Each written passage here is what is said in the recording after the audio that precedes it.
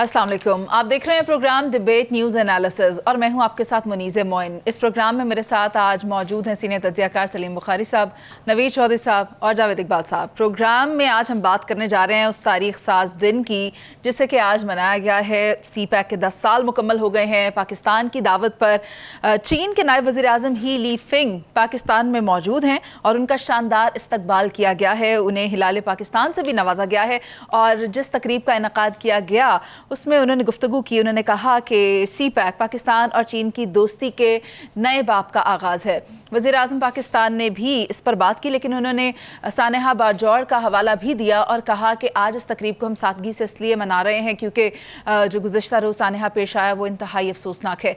उसी बारे में भी अगर बात कर ली जाए तो 46 अफराद उसमें जाँ बहक हुए, जबकि कई लोग ज़ख्मी बताए जा रहे हैं। सिक्योरिटी फोर्सेज ये समझ रही हैं कि ये एक खुदकुश हमला था, लेकिन इसमें दाइश के मुलव्वस होने का भी कहीं ना कहीं कोई इशारा मिल रहा है, लेकिन हतमी कुछ नहीं कहा जा सकता।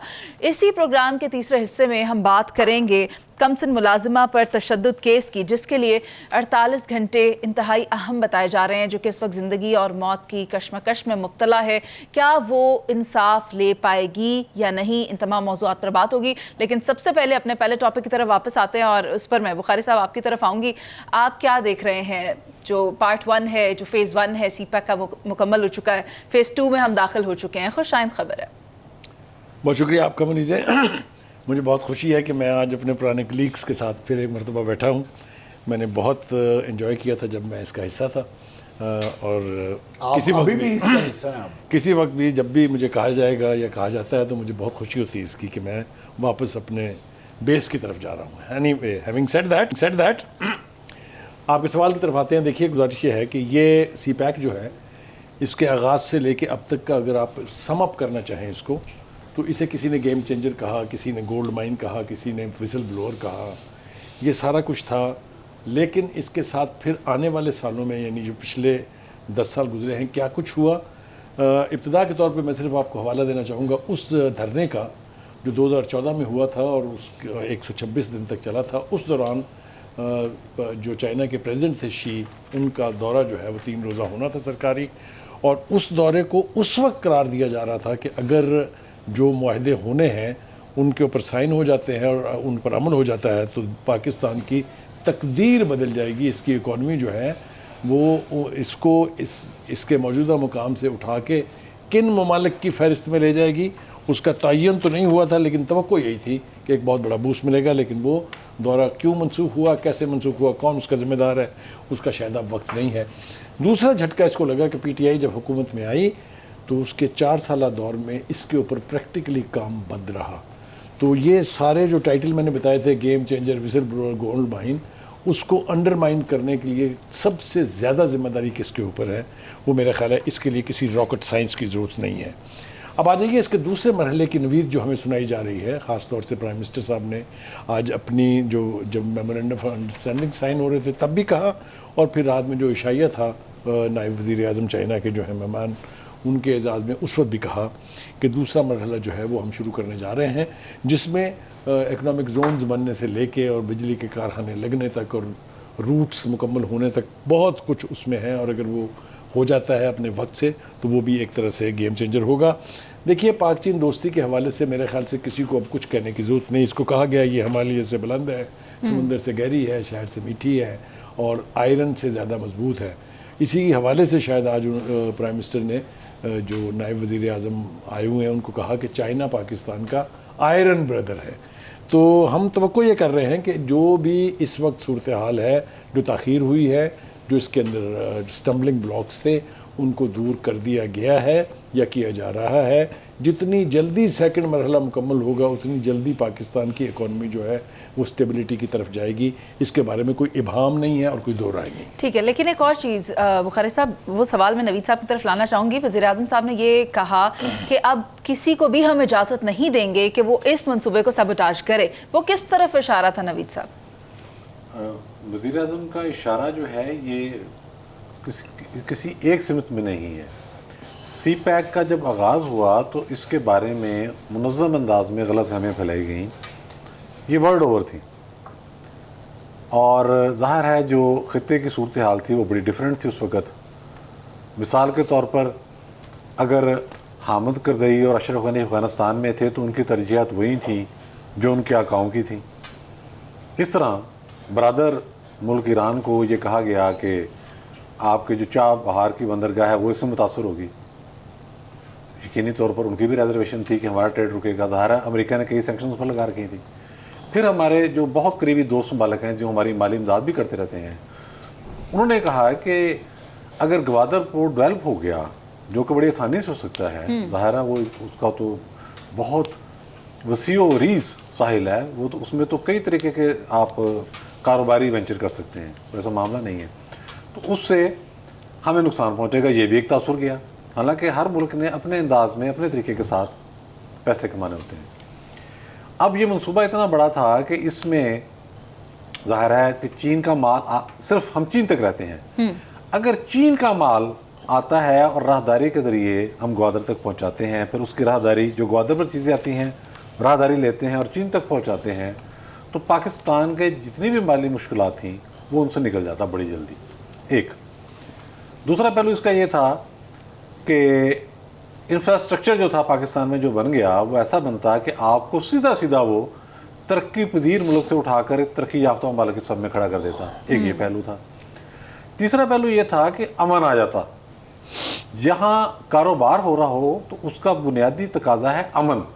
پیسے آ رہے ہیں افغانستان کو, مثال دے رہا ہوں, پیسے آ رہے ہیں ایران کو, پیسے مل رہے ہیں امارات کو, پیسے مل رہے ہیں سعودی عرب کو, پیسے ہی انڈیا بھی جا رہے ہیں, پیسے مل رہے ہیں سینٹرل ایشین اسٹیٹس کو, پیسے مل رہے ہیں روس کو. اب ان سب کا کامن ایجنڈا کیا ہوتا؟ امن. امن لازمی کرنا ہے. تو اب کچھ لوگ جو تھے یا کچھ حلقے ایسے تھے جو امن نہیں چاہتے تھے. وہ چاہتے تھے اگر امن ہو گیا تو یہ جو ہماری اتنی بڑی وار انڈسٹری ہے, یہ اربوں ڈالر کا اسلحہ ہمارا جاتا ہے. پھر مختلف خطوں کو ہم نے انسٹیبلٹی کی نظر کرنا ہوتا ہے تاکہ ایک جگہ جنگ شروع اور دوسرے خطے میں جائے. تو پھر یہاں صرف ایک فیکٹر نہیں تھا, بہت ساری چیزیں مل گئیں. جو کچھ دھرنے کے موقع پر ہوا وہ صرف اس کا ایک آپ سمجھیں نمونہ تھا. بہت ساری چیزیں ایسی انوالو تھیں جو ایک خود ہمارے جو ادارے ہیں ان میں بیٹھے ہوئے لوگ باقاعدہ تمسخر اڑاتے رہے کہ یہ سی پیک کیا بن رہا ہے.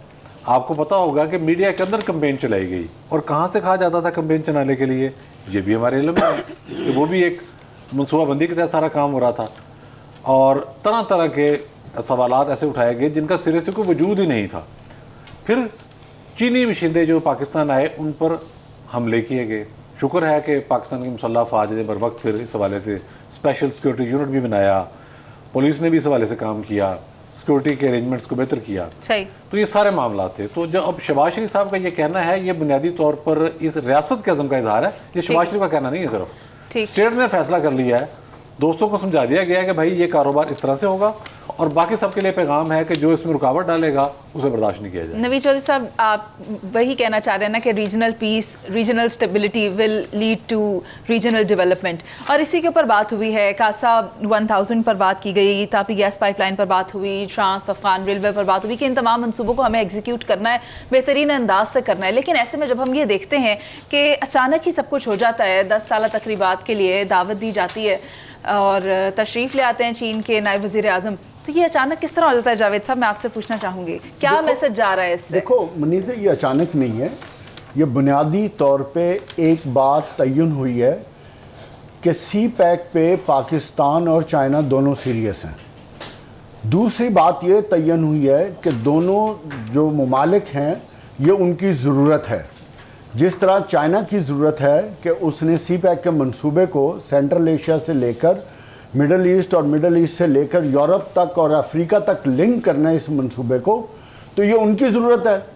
ہم جس معاشی بحران میں پھنسے ہوئے ہیں, ہمیں اس معاشی بحران سے نکلنے کے لیے سی پیک جیسے تابناک منصوبے کی ضرورت ہے. تو بنیادی طور پہ ملکوں کے مفادات اور ضروریات ہوتی ہیں جو ایک دوسرے کو اکٹھا کرتی ہیں. مگر سب سے بڑا مسئلہ چائنا یا سی پیک کا نہیں ہے, اس کی افادیت سے کوئی انکار نہیں کر سکتا. مسئلہ ہمارا اپنا ہے, ہماری اپنی سیریسنس کا ہے, مسئلہ ہماری ریاست کے فیصلوں کا ہے. یہ کسی ایک پولیٹیکل پارٹی کا فیصلہ نہیں ہو سکتا اور نہ ہونا چاہیے. یہ ریاست کا فیصلہ ہونا چاہیے. ریاست کو فیصلہ کرنا چاہیے کہ پاکستان کی معیشت جس ڈائریکشن میں چلنی ہے تمام پولیٹیکل پارٹیز اور سٹیک ہولڈرز کو اس ایک لائن میں سوچنا پڑے گا. پھر ایسا نہیں ہونا چاہیے کہ حکومتیں بدلیں تو آپ انرجی کے حوالے سے جو معاہدے ریاست نے کیے ہیں اس وقت کی حکومت نہیں, چاہے غلط ہیں یا صحیح ہیں, اس کے نام پہ منصوبوں کو روک دیا جائے اور پھر 3 سال بعد ریالائزیشن ہو تو ہم ان کی پیمنٹیں شروع کر دیں. بنیادی طور پہ غلطی ہماری ریاست کرتی ہے اور حکومتیں ان کے ساتھ ہوتی ہیں. ہمیں اس طرح کی غلطیوں سے اجتناب کرنا پڑے گا. دوسری امپورٹنٹ چیز دیکھو, یہ منصوبے پہ پوری دنیا کی نظر ہے کہ اس کو کیسے سبوٹاج کرنا ہے. اس کو اگر ہم نے سبوٹاج ہونے سے بچانا ہے تو ہم سب نے یکجا ہونا پڑے گا سیکیورٹی کے حوالے سے, اور اگر سیکیورٹی کی سٹیبلٹی ہوگی اس پورے کوریڈور میں تو پھر معاشی سٹیبلٹی خود بخود آئے گی. اگر ہم یہ سمجھتے ہیں کہ اس طرح کے واقعات نہیں ہوں گے جس طرح کل واقعہ ہوا ہے تو یہ ہماری خام خیالی ہے. صحیح. ہمیں اپنی ڈائریکشن کو درست کرنا ہے, ہم نے اپنی سیکیورٹی کی پرائرٹیز کو درست کرنا ہے, ہمیں اپنی معاشی پرائرٹیز کو درست کرنا ہے, اور حکومتوں کو اپنا کام کرنا چاہیے اور سیکیورٹی اداروں کو اپنا پلان کام کرنا چاہیے. پچھلی دفعہ ایک صرف اور غلطی میں بتا دوں, اسپیشل اکنامک زون بننے تھے, کسی نے اس پہ کام ہی نہیں کیا. انڈسٹریلائزیشن بنیادی جو افادیت سی پیک سے آنی تھی وہ انڈسٹریلائزیشن سے آنی تھی, وہ اس وقت ہونی تھی جب اسپیشل اکنامک زون بننے تھے. آج بھی میں سمجھتا ہوں کہ حکومت یا ریاست ایک ڈائریکشن میں آئے, ایک ڈائریکشن میں آئے, سیٹ کریں اور انڈسٹریلائزیشن کی طرف جائیں جس سے دونوں ممالک کو فائدہ ہوگا. یہی بات ہم کرنا چاہیں گے کہ آنے والے وقت میں جو بھی عام انتخابات ہوں گے اس کے نتیجے میں جو حکومت بنے گی اس کا یہ قومی ایجنڈا ہونا چاہیے کہ جو منصوبے ہیں وہ کسی بھی طور پر تاخیر کا شکار نہ ہوں, اور یہ جو پورا پروجیکٹ ہے وہ اچھے طریقے سے, احسن طریقے سے ایگزیکیوٹ ہو سکے, تاکہ پاکستان جو ہے وہ پہلی جو ورلڈ بیسٹ کنٹریز ہوتی ہیں اس میں اس کا شمار ہو سکے. لیکن ایک واقعے کا ذکر آپ نے بھی کیا جو گزشتہ روز پیش آیا تھا, اس پر ہمیں بات کرنی ہے, وہ بھی بہت اہم ہے. ابھی ایک بریک لیتے ہیں, واپس آئیں گے, آپ ساتھ رہیے.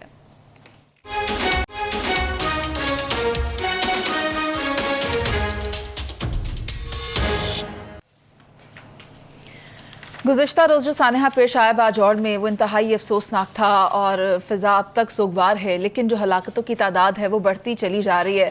اب تک کی اطلاعات کے مطابق 56 افراد جو ہیں وہ جاں بحق ہو چکے ہیں, جبکہ کئی افراد زخمی بتائے جا رہے ہیں. میں یہ جاننا چاہوں گی جاوید صاحب آپ سے کہ یہ جو واقعات پیش آ رہے ہیں یہ رکنے کا نام نہیں لے رہے, ذمہ داری اس کی ابھی تک قبول نہیں کی گئی ہے کسی کی طرف سے.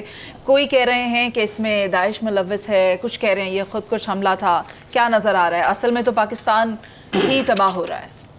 دیکھو, بنیادی طور پہ یہ ایک پولیٹیکل ریلی جو ایک سافٹ ٹارگٹ ہوتا ہے اس پہ حملہ کیا گیا, اور حملہ کرنے کا آبجیکٹو ایک ہی تھا اور اس کا مقصد یہ تھا کہ جو ٹی ٹی پی کے ایلیمنٹس ہیں وہ اپنی پوزیشن کو واضح کرنا چاہ رہے ہیں کہ جو آپ کی بارڈر بیلٹ ہے وہ کسی طرح محفوظ نہیں ہے. اور آپ نے پچھلے 1-2 ہفتے کے ایونٹس دیکھے ہوں گے تو یہ پورے بارڈر ایریا میں ہو رہا ہے. یہ ہے ڈائلما. بنیادی طور پہ مسئلہ کیا ہے؟ مسئلہ یہ ہے کہ اب مجھے یہ کہتے ہوئے مطلب مجھے عجیب سا لگ رہا ہے کہ جب ہماری حکومتیں اپنا کام نہیں کریں گی اور سارا ملبہ آپ جو ریاستی ادارے ہیں ان پہ ڈالیں گے اور ان سے توقع کریں گے کہ صرف وہی کام کریں, کیونکہ فرنٹ لائن فورس تو پولیس ہے نا, آپ کی ایف سی ہے. ہم نے ان چیزوں کو کاؤنٹر کرنے کے لیے ایک وقت میں ایلیمنیٹ کر دیا تھا ان کو. اس کے بعد ان کو ٹیکل کرنے کے لیے ہم نے کیا کیا؟ جو نیشنل ایکشن پلان بنا تھا اس نیشنل ایکشن پلان کا کیا ہوا؟ حکومت کس کام پہ لگی ہوئی ہے کے پی کی حکومت؟ آپ ذرا پچھلے 1.25 سال سے ان کی پرائرٹیز تو چیک کر لیں کہ وہ سیاسی جماعتوں کے پیچھے چڑھے ہوئے, جو ان کا اپنا پولیس کا کام ہے, جو رول ہے وہ ادا نہیں کر رہے سوائے پروٹوکول دینے کے اور سیاسی پولیٹیکل پارٹیوں کے پیچھے چڑھنے سے. جو ان کا کام ہے سیکیورٹی کا وہ کام کر ہی نہیں رہے. یہ ہے بنیادی ایک مسئلہ, ہمیں پرائرٹی سیٹ کرنا. سر وہ کہتے ہیں یہ اسٹیٹ کی ذمہ داری ہے. اسٹیٹ میں سب سے دیکھو فرنٹ لائن فورس آپ کی پولیس ہے, فرنٹ لائن فورس وہ ہوتی ہے جو عوام کے ساتھ بھی کنیکٹڈ ہوتی ہے. آپ نے اس مسئلے کا حل نکالنا ہے تو اس کے ملٹیپل ریزن ہیں, ملٹیپل ڈائریکشنز ہیں. نمبر 1, آپ کو اپنے بارڈر کو کنٹرول کرنا ہے جہاں سے 30,000 سے لے کے 60,000 ریفیوجی آ رہا ہے. آپ نے انٹیلیجنس بیسڈ آپریشنز کرنے ہیں ان ایریاز میں, ان سلیپر سیلز میں جہاں جہاں آپ کو انڈیکیشن آ رہی ہے. وہ انفارمیشن آپ کو کہاں سے آنی ہے؟ یا ایف سی دے گی یا پولیس دے گی. انٹیلیجنس تب بھی کام کرے گی نا.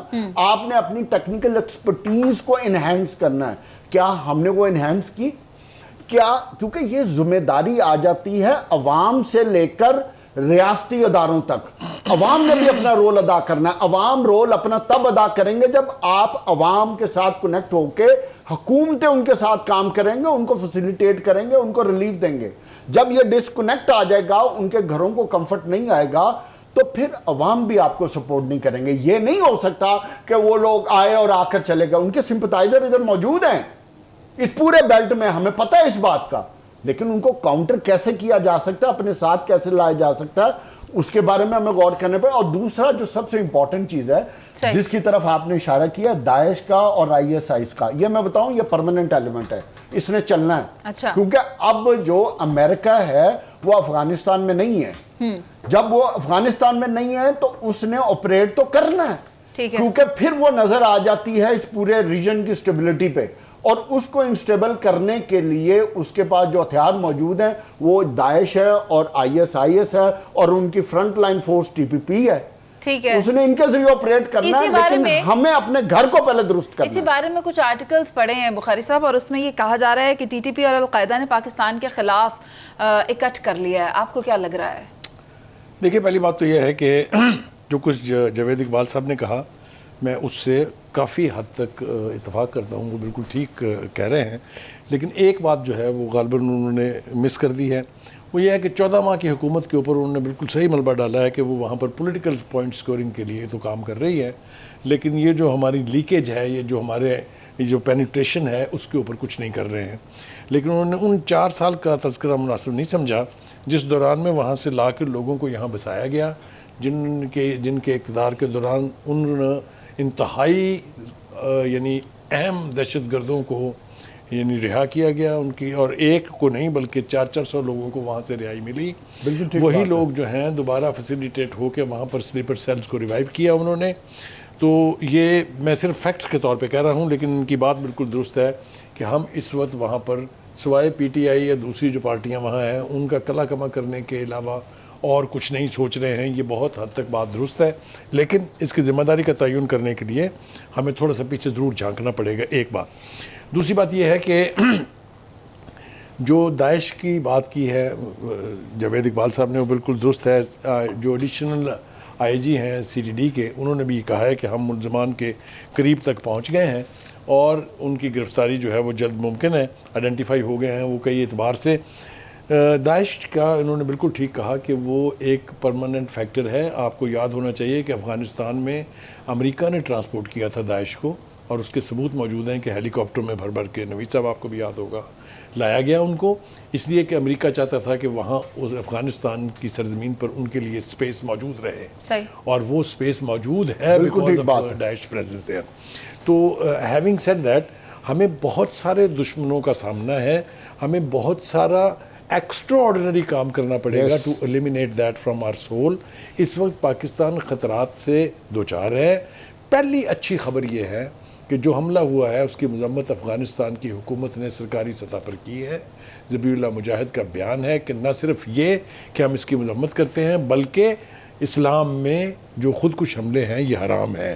یہ میں سمجھتا ہوں ایک بہت بڑا ریلیف کہہ لیجیے آپ اس کو, یا اس کو ٹپ آف دا آئس برگ کہہ لیجیے کہ وہ برف جو ہے وہ پگھلی ہے. کیونکہ ہمارا خیال بھی یہ تھا اور ہم کہتے بھی تھے کہ افغانستان فیسیلیٹیٹ کر رہا ہے TTP کو وہاں پر, ان کو وہاں جگہ ملی ہوئی ہیں, وہاں ٹریننگ کیمپس ہیں جہاں پر ان کی باقاعدہ ٹریننگ ہوتی ہے. تو یہ بیان جو ہے یہ میں سمجھتا ہوں کہ پازیٹیو ڈائریکشن میں ایک صحیح اقدام ہے, اور اس کی وجہ یہ ہے کہ اب افغانستان کے اکنامک انٹرسٹ جو ہیں وہ پاکستان میں امن کے ساتھ जुड़ते चले जा रहे हैं, क्योंकि जिस ब्लॉक की हम बात करते हैं, चौधरी साहब आपकी भी तवज्जो चाहिए, आपकी भी, उसमें नई रियलिटी सामने आएंगी तो अफगानिस्तान को हमारे साथ बैठ बात के हुई खित्ते में अफगानिस्तान अमन की की हवाले बात यह है कि इन अनासर को कॉम्बैट किस तरह करना है, इनकाउंटर किस तरह करना है, उसका तरीकाकार मौजूद है, नेशनल एक्शन प्लान मौजूद है, और भी इन अनासर को किस तरह काबू में लाना है इसके लिए कवानीन मौजूद हैं, लेकिन हम उस पर अमल दरामद करने में नाकाम क्यों हैं? Keeping in view the time, Naveed Chaudhary साहब आपको क्या लगता है इस हमले का मकसद क्या था? इस हमले के कई मकसद हैं।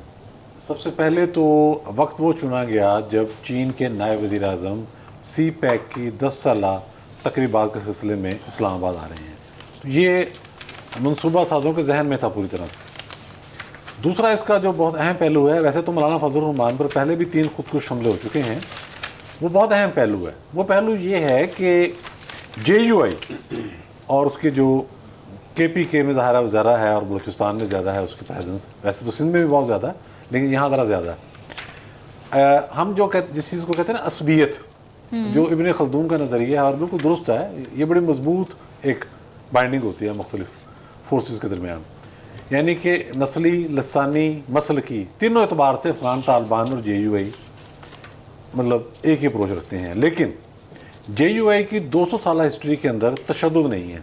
इनके बड़े बड़े काबरीन जो हैं, मौलाना महमूदुल हसन, मौलाना हुसैन अहमद मदनी, मौलाना फजल खैराबादी, उन्होंने काला पानी काट लिया, तशद्दुद की तरफ वो नहीं है।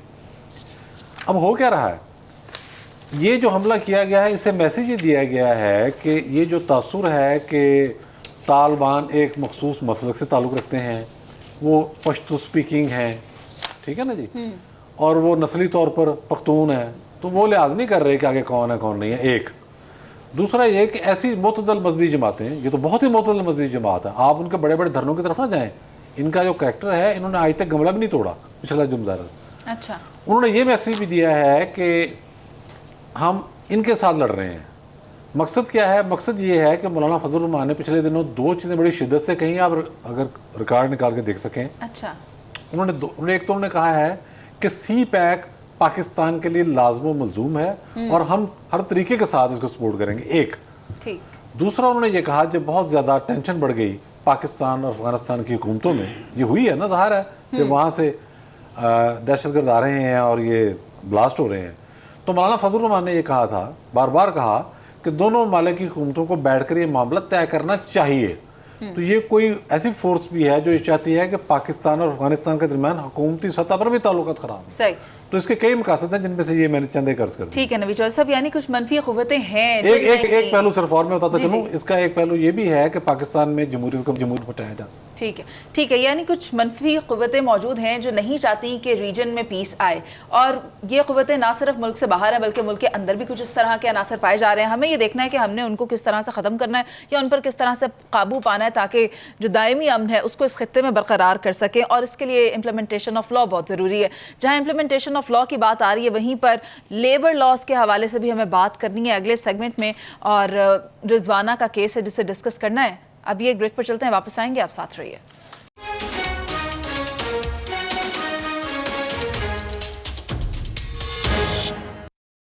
Welcome back.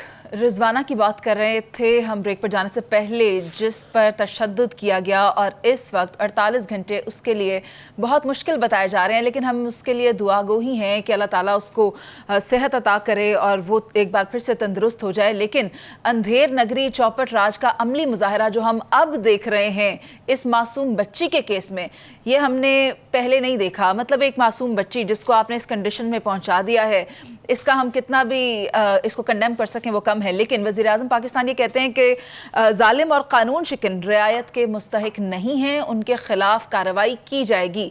लेकिन मेरा सवाल यहाँ ये है नवीद चौधरी साहब आपसे कि वज़ीर आज़म की मुआविन ख़ुसूसी ये कहती हैं कि इस पर सुओ मोटो नोटिस क्यों नहीं लिया जा रहा, कि वज़ीर आज़म पाकिस्तान ने तो इस मामले को कंसिडर कर लिया है कि इन्हें मंतक़ी अंजाम तक पहुँचाया जाएगा, लेकिन अदलिया का मौजूद है इस वक्त। ये बहुत अफसोसनाक पहलू है अदलिया का कि फौरी तौर पर हाई कोर्ट को या सुप्रीम कोर्ट को सुओ मोटो लेना चाहिए था। आज तक खामोशी है। इससे आप अंदाज़ा लगा लें कि जो कहा जाता है कि हमारी अदलिया की रैंकिंग कहाँ से कहाँ पहुँच गई है, वो उसमें कितना वज़न है। कोई बिल्कुल किसी ने परवाह नहीं की, और केस जो था जिस तरह से सामने आया, जिस तरह से मीडिया चीज़ें सामने लेके आया, جس طرح سے سرگودا کے بہادر جو پولیس افسر ہیں وہاں کے ڈی پی او صاحب، جس طرح سے انہوں نے پھر دفعات شامل کی، حالانکہ جج سامنے آ جائے تو بڑے بڑے لوگ دائیں ہو جاتے ہیں کہ بعد میں عدالتوں میں بلا کے ہمیں خراب کریں گے. تو یہ عدلیہ کا رویہ بہت ہی افسوسناک رہا، بلکہ میں کہوں شرمناک رہا تو یہ بھی لفظ کم ہوگا. یہ معاملہ اس طرح سے ہے کہ یہی زوم ہے، یہی غرور ہے، یہی تکبر ہے جس میں جج اور ان کے گھر والے سمجھتے ہیں ہمارا تو احتساب ہو ہی نہیں سکتا. اب آپ اندازہ لگائیں کہ اس بچی پر جو ظلم کیا گیا ہے وہ یہ نہیں ہے. دیکھیں گھر میں کام کر رہی ہے بچی، آپ نے ڈانٹ دیا، خدا نخواستہ چلیں آپ نے تھوڑا تشدد اس طرح سے کر دیا کہ ایک تھپڑ لگا دیا، کوئی ایک آدھ کسی نے مکہ لگا دیا، اتنا ہوتا ہے نا. بچی کے جسم کا کوئی حصہ ایسا نہیں ہے جو زخمی نہ ہو. اندازہ لگائے ہڈیاں ٹوٹی ہوئی ہیں سر، دونوں ٹانگوں کی ہڈیاں ٹوٹی ہوئی. پالتو جانور سے تو لوگ محبت کرتے ہیں، یہ جو آوارہ جانور ہوتے ہیں گلیوں میں پھرنے والے، ان کے ساتھ بھی کوئی ایسے نہیں کرتا. آپ اندازہ لگائیں، میں نے وہ میڈیکل رپورٹ دیکھی ہے جنرل اسپتال سے جو آئی، حلق کے اندر زخم ہے، تالو پر زخم ہے، لنگز بھی ڈیمیجڈ ہیں. آپ کمال آپ دیکھیں، سر بلڈ انفیکشن بھی ہے. بلڈ انفیکشن بھی. اس طریقے کے ساتھ تشدد کا نشانہ بنایا گیا ہے کہ کوئی گنجائش نہیں چھوڑی گئی، جسے کہتے ہیں نا زندہ لاش. سر کہتے ہیں کہ جب انسان زمین کے نیچے چلا جاتا ہے اسے کیڑے تب کھاتے ہیں، لیکن اس بچی کے تو دماغ میں، سر میں کیڑے ابھی سے پڑ چکے ہیں کہ وہ اب جس پوزیشن میں ہے we cannot save, we can only pray for her. جی دعا کرنے کی ضرورت ہے. اور آپ دیکھیں کہ جس وقت حالت ایسی ہو گئی کہ انہیں لگا کہ کسی بھی ٹائم خدا نہ خواستہ بچی دم توڑ دے گی، تو اس وقت ان کے والدین کو بلا رہے ہیں اور پھر اب کمپین چلا رہے ہیں کہ دیکھیں جی ایسے نہیں ہوا، میری بیگم تو ہاتھ نہیں لگاتی تھی، تو کیا جن آ کے مار گئے؟ بے ہوا ہے، آپ کے گھر میں ہوا ہے. آپ کے اپنے بچے جو ہیں ان کو کوئی اگر گھور کے بھی دیکھے تو آپ سے برداشت نہیں ہوگا. اور ادھر ایک بچی کے ساتھ جو کچھ آپ نے کیا، ایسے ججوں کو تو نمونہ عبرت بنا دینا چاہیے. میں تو حیران ہوں کہ نہ سو موٹو ہوا نہ کچھ ہوا. بالآخر حکومت پاکستان کو یہ کہنا پڑا، پرائم منسٹر نے اس کا نوٹس لیا اور اس میں وہ دفعات بھی شامل کرائی گئی ہیں. اور میں تو یہی کرتا ہوں، ظاہر ہے ہمارے بڑے بڑے باضمیر ججز ہیں کہ اب کارروائی آگے بھی بڑھے گی اور ان کو سزا بھی ہوگی. یہ کیسے ہو سکتا ہے؟ نوید صاحب آئی ایم سوری لیکن بخاری صاحب کی بھی رائے لینی ہے. آپ بالکل درست بات کر رہے ہیں. بخاری صاحب ماضی میں بھی اس طرح کی ہمیں مثالیں ملتی ہیں، لیکن ابھی this is the time for the government to prove کہ ہم اس معاملے میں کتنے سنجیدہ ہیں. کارروائی کرنی ہوگی، سزا بھی دینی ہوگی. ماضی میں بھی اس طرح کے واقعات کئی پیش آئے ہیں. دیکھیے اگر تو آپ سزا کے حوالے سے بات کر رہے ہیں تو ہمارا ٹریک ریکارڈ جو ہے وہ بہت برا ہے. اس کی جتنی مثالیں آپ کہیں میں آپ کو ماضی سے لا کے دے سکتا ہوں. اور یہ بہت ہی شرمناک بات ہے جس کا نوید چودھری صاحب نے ذکر کیا کہ ہمارے انٹرنیشنل رینکنگ میں ہم 130ویں نمبر پر ہیں جہاں تک ہمارے عدلیہ کے نظام کا تعلق اور ہماری عدلیہ کی ریپوٹیشن کا تعلق ہے. اس سے زیادہ اور شرمناک بات کیا ہو سکتی ہے؟ لیکن اس کا ہماری عدلیہ کے اوپر کوئی اثر ہے یا نہیں ہے، اس کی 2-3 مثالیں میں آپ کو پیش کر دیتا ہوں. آپ کو یاد ہوگا حال ہی میں نور مقدم کا ایک کیس ہوا تھا، اور اس کے ساتھ ساتھ سارا انعام کا کیس، کون واقف نہیں ہے اس سے، اور پھر اس سے پہلے شاہ زیب کا قتل، اس سے پہلے مشل کا قتل جو یونیورسٹی میں ہوا تھا KPK میں. کیا سزا ملی جناب ان کے مجرموں کو جنہوں نے اتنا رتھلیس اقدام کیے تھے اور انسانی جانوں سے کھیلا گیا تھا. اب آپ کو ایک اور بدترین مثال دیتا ہوں میں، ماضی سے اس کو ذرا لے آتے ہیں کھینچ کے. وہ ہے ایڈیشنل سیشن جج تھے خرم علی خان، اور ان کی بیگم تھی ماہین ظفر. انہوں نے بھی ایک بچی کے ساتھ اسی طرح تشدد کیا تھا. 2016 کی یہ بات ہے، دسمبر کا مہینہ تھا، اور 10 سالہ بچی تھی طیبہ. اس کے ساتھ جو کچھ ہوا وہ آپ سب کے سامنے ہے. والدین نے اپنا اثر و رسوخ استعمال کر کے پہلے تو جج صاحب نے اپنا اثر و رسوخ استعمال کر کے پہلے تو والدین سے صلح کر لی. پھر وہ اللہ بھلا کرے ثاقب نثار صاحب کا انہوں نے اور بہت ساری تباہیاں کی ہوئی ہیں، لیکن ایک اچھا کام انہوں نے یہ کیا کہ سو موٹو لے کے اسلام آباد ہائی کورٹ کو آرڈر کیا کہ اس کیس کی روزانہ کی بنیاد کے اوپر آپ جو ہے وہ سماعت کریں، جس کے نتیجے میں وہ 1 سال کی سزا دے دی گئی ان کو. یا شاید وہ معاملہ جو ہے وہ اسپیشل کورٹ کو گیا تھا. جی پہلے لوور کورٹ میں گیا تھا. جی لوور کورٹ، اور اس کے بعد اسلام آباد ہائی کورٹ نے. لیکن ہوا کیا، وہ سزا جو ہے وہ پھر بالآخر جو ہے وہ 3 سال کر دی گئی اور 50,000 روپے جرمانہ ہو گیا ان کو. لیکن is that the remedy? Is that enough? No it's not enough. یہ جج صاحب جو ہیں یہ بھی اب یہ کہہ رہے ہیں کہ میری بیوی تو نفسیاتی مریض ہے، तो भाई फिर उसको किसी हॉस्पिटल में भेजना था ना आपने. She should be in A mental hospital. Why was she allowed to torture a girl? और torture सा torture, ये तो मेरा ख्याल है दुनिया की तारीख में अगर आप Sir, torture देखें to तो death इस उम्र वाला केस बच्ची के साथ इतना तशद्दुद. और वो जज साहब जो है वो आराम से बैठे रहे. वो तो जब उनकी जान पर बनाई कि ये बच्ची कहीं यहाँ मर ना जाए तो उन्होंने उनके पेरेंट्स को बुला लिया. जनाब मैं 2-3 बातें पूछना चाहता हूँ. वो ये है कि जज साहब आप मुझे ये बताइए कि आपकी ज़िम्मेदारी क्या थी. क्या आपने अपनी वो ज़िम्मेदारी निभाई? मुझे मालूम है कि 2-3 तरह के माफियाज इसके पीछे हैं जो ये चाइल्ड लेबर के ज़िम्मेदार हैं, जो बच्चों को ख़रीदते और फिर आगे बेचते हैं. उसकी बात अलग किसी प्रोग्राम में करेंगे चौधरी साहब हम और मनीज़े जावेद साहब. ये बहुत बड़ा इशू है. ऐसे लोग हैं जो अपनी औलाद बेच देते हैं जो इन जैसे लोगों के अत्याचार चढ़ जाती हैं.